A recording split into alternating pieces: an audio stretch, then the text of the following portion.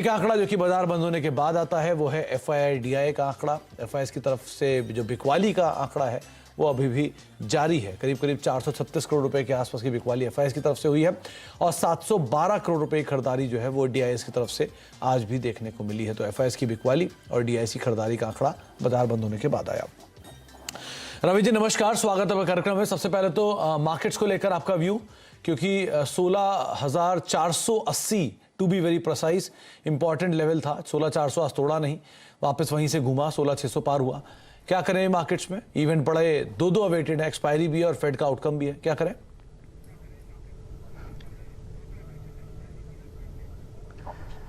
नमस्कार सुमित जी, बिल्कुल आपने सही कहा। जो इम्पोर्टेंट लेवल था वो ब्रेक नहीं हुआ है तो थोड़ी सी राहत की बात ज़रूर है, लेकिन मुझे ऐसा लगता है कि स्टॉक स्पेसिफिक यहाँ पर मूवमेंट में आपको थोड़ा सा बेयरिश ट्रेंड देखने को मिल सकता है। इंडेक्स थोड़ा स्ट्रांग यहाँ पर हैंड पे ज़रूर खड़ा हुआ है, अर्निंग्स आप देख ही रहे हैं, लेकिन टेक्निकल चार्ट पे आपको जब तक 16,480 के नीचे का मार्केट क्लोजिंग नहीं देता है तब तक बहुत ज़्यादा निगेटिव ट्रेंड आने की उम्मीद नहीं है। दूसरी साइड अप साइड भी यहाँ पर सुमित जी काफ़ी कैप होता हुआ नजर आएगा। अप साइड में अगर आप बात करते हैं तो एक बार को जो लेवल्स है उसके हिसाब से 16,780 का जो एक रेजिस्टेंस लेवल है वो शायद ब्रीच होता हुआ नजर नहीं आएगा। तो ये एक दायरा बनता हुआ यहां पर नजर आ सकता है। अगर 16,480 के नीचे मार्केट यहां पर जाता है तो एक बार 300 तक के लेवल दिखा सकता है, लेकिन घबराने की बात नहीं है, क्योंकि जिस तरीके से अभी मोमेंटम यहां पर शॉर्ट है, फंडामेंटल न्यूज का भी इंपैक्ट है, लेकिन टेक्निकल चार्ट पे कहीं ना कहीं से निफ्टी इस समय स्ट्रांग है।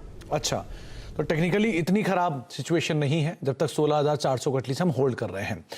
सवाल जवाब का सिलसिला शुरू करते हैं। व्हाट्सएप नंबर आप स्क्रीन पर देख ही रहे हैं। 2 हैशटैग इस्तेमाल कर सकते हैं, आस्क आवाज कैश, आस्क आवाज F&O, जिनका इस्तेमाल करेंगे, और 70452200 ये हमारा व्हाट्सएप नंबर है जिस पे आप सवाल भेज के इस कार्यक्रम का हिस्सा बन सकते हैं। मनीष चौबे साहब हमारे पहले दर्शक हैं जो कि वाराणसी से हमारे साथ मौजूद है। मनीष जी नमस्कार, सवाल पूछिए। नमस्कार सर, मैंने गति का शेयर लिया है, सॉठो और नेशनल एल्युमिनियम का मेरे पास शेयर है, नाल्को का 150। दोनों में नजरिया आपका? सर गति सर दोनों में लॉन्ग टर्म का ही है, मैं उसको 2 महीने से लेकर रखा हूँ। ओके। गति सर मेरा रेट पे है 138 की रेट पे है, और नाल्को मैंने लिया है 80 के रेट पे। ओके। रवि, एक तरफ तो इनके पास गति है, 4-5 रुपए पर शेयर का मुनाफा वहां पर है, और दूसरा शेयर है नाल्को नेशनल एल्यूमिनियम का, 150 शेयर है, 80 रुपए के दाम पर खरीदारी है, करीब 76 रुपए का मौजूदा सर आज डे हाई पे बंद हुआ। क्या करें इन दोनों में?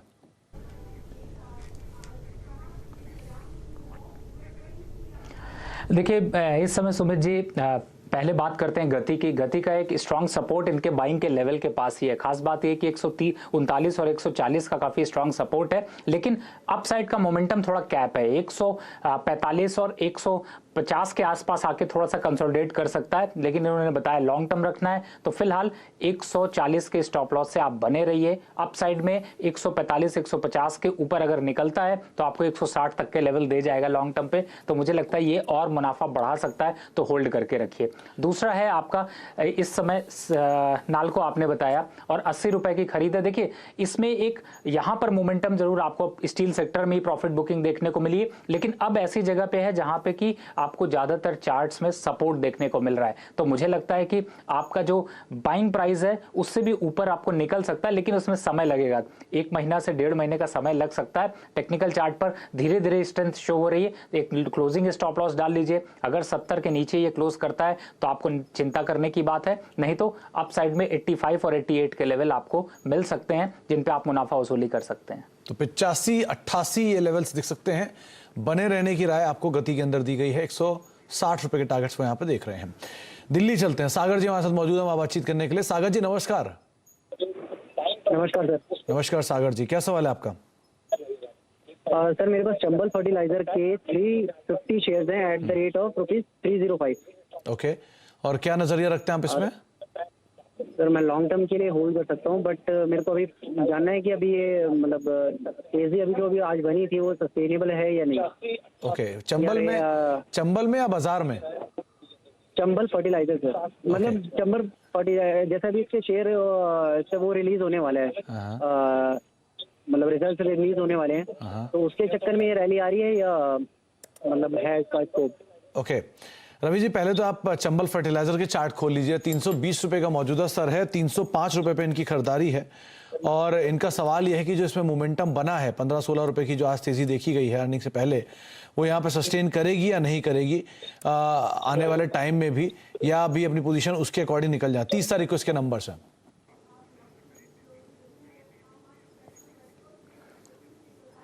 देखिए, ऊपरी लेवल से देखें तो 500 रुपए से गिरावट आई, 260 रुपए का बॉटम बनाया, 305 का पे आपने खरीदा है और अराउंड लगभग 300 और 305 के बीच में एक छोटा सपोर्ट यहां पर जनरेट हो रहा है। अब सुमित जी, जो पुल बैक रैली है, जो रिट्रेसमेंट लेवल है, उसके हिसाब से चलते हैं तो 335 रुपए का टारगेट आपको अचीव होते हुए नजर आ सकते हैं। तो मुझे लगता है थोड़ा मोमेंटम में आप भरोसा रखिए और एक 310 रुपए का क्लोजिंग स्टॉप लॉस डाल लीजिए। अगर उसके नीचे जाता है तो भी आप मुनाफे पे रहेंगे, लेकिन 335 के आपको टारगेट अचीव होते हुए नजर आ सकते हैं। क्योंकि नंबर यहां पर अवेटेड है तो थोड़ा बहुत पुल बैक मिलेगा, वॉलेटिलिटी ज्यादा है, तो सेफ ट्रेड करिए लेकिन टारगेट लेना मत भूलिए। तो आप ट्रेड करिए लेकिन टारगेट्स को, स्टॉप लॉसेस को स्ट्रिक्टली फॉलो करिएगा और उसके हिसाब से अपनी रणनीतियां बनाकर चल सकते हैं। अच्छा, अब बातचीत करते हैं अगले दर्शक से भी। हमारे साथ बातचीत करने के लिए तन्वी मौजूद हैं गोवा से। तन्वी जी, नमस्कार।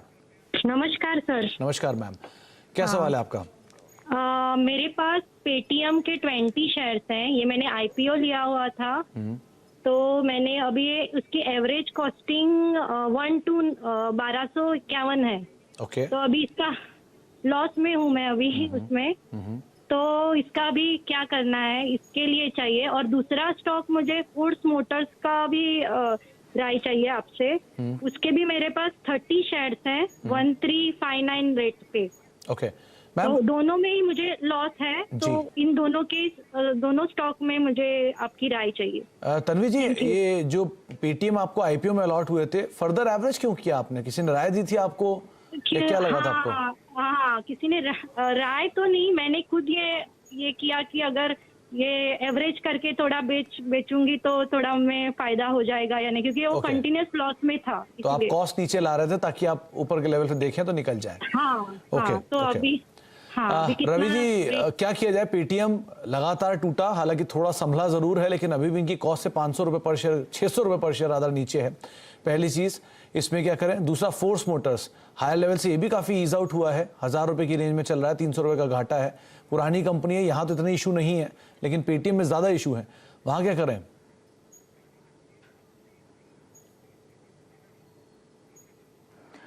देखिए तन्वी जी, सबसे पहले तो एवरेज हमेशा प्रॉफिट में की जाती है, लॉस में नहीं। ये एक फॉर्मूला फॉलो कर लीजिए, आपकी प्रॉफिटेबिलिटी हमेशा बनी रहेगी। दूसरा, जब भी आप आईपीओ में पैसे लगाएं, हमेशा अगर आपका प्रॉफिट में शेयर आता है तो 50% शेयर बेच दीजिए और एक फॉर्मूला फॉलो करिए कि जो भी क्लोजिंग रेट आता है उससे अगर 3 दिन नीचे बंद हो जाता है, एग्जिट कर दीजिए। आपको दोबारा एंट्री करने का मौका बहुत मिलता रहेगा और आप वापस उस शेयर पे चढ़ सकते हैं। तो इस तरीके की स्ट्रैटेजी अगर रखते हैं तो आपको आईपीओ में भी फायदा मिलेगा। फिलहाल पेटीएम के सिचुएशन में आपको ये कह सकता हूं कि इस स्टॉक में थोड़ा पुल बैक आ सकता है, एक बार 735-740 के लेवल आ सकते हैं, लेकिन स्ट्रैटेजी ज्यादा बेटर होगी कि आप इस स्टॉक से स्विच कर जाइए। जितनी बड़ी रैली की आप उम्मीद कर रहे हैं उतनी बड़ी रैली आने के चांसेस यहां पर कम है। आपको 2 ऑप्शन मैं बताता हूं, यहां पर आप जा सकते हैं। एक है, पहला कि आप इससे अपना पैसा शिफ्ट करके बैंक ऑफ बड़ौदा में अगर आप लगा सकती हो तो आपके लिए ज्यादा अच्छा ऑप्शन है। दूसरा,